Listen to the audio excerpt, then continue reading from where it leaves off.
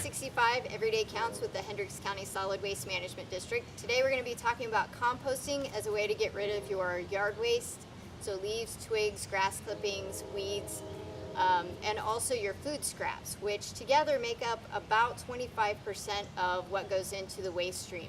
So this is a really good way to keep stuff out of the landfill and also give yourself something for the garden. This is a great soil amendment. Not really a fertilizer, but it's good for other things like water holding capacity, micronutrients, and aeration. So what you do is you start with the bare ground, and this would be your first layer of brown, and we're going to do browns, greens, and you can do a pile, you could do a heap, you can do a contained kind of thing.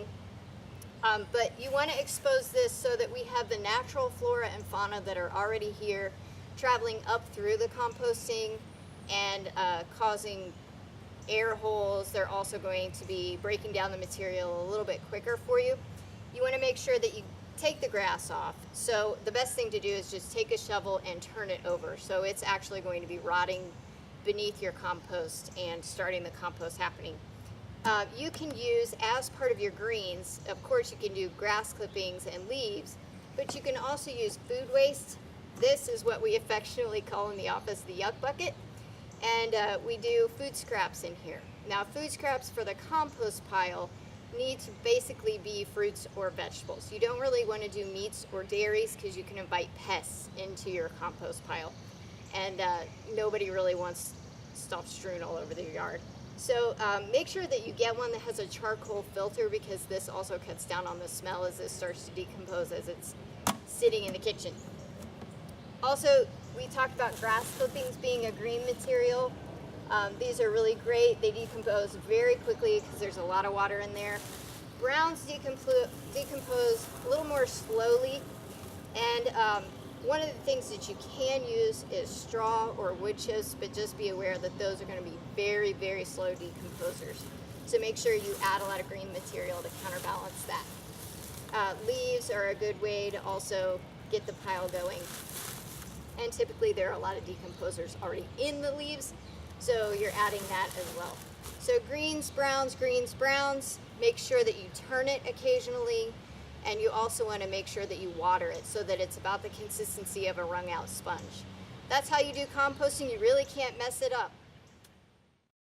We are at the office of the Hendricks County Solid Waste Management District talking about compost today, and this is the earth machine. This is one way that you can do composting and keep it contained and neat. We use this, to varying degrees of success because we're not daily putting things in here as you would be at home.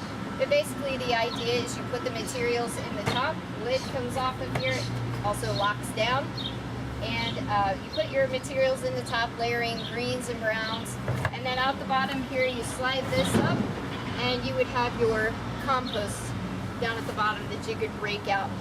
It also has some nice aeration holes because one of the big things about compost is to keep it going you need to have oxygen in it. It'll decompose faster and you won't get that smelly rotting smell that you get. So make sure you've got air holes in whatever kind of composting system you use, but this is a really convenient thing to use. So we talked about other options for recycling your yard waste, your greens, your grass clippings, your leaves, your twigs, those kinds of things. This is another option for you. This is the Yard Waste Recycling Center in Brownsburg. We also operate one in Plainfield. This one is open Tuesdays, Fridays, and Saturdays from 7 a.m. to 5 p.m. And the Plainfield site is open Monday, Friday, and Saturday from 7 a.m. to 5 p.m. And that is April through November. We also have small fees. It's not much, maybe $6 for a 6-foot truck bed. So if that gives you a gauge.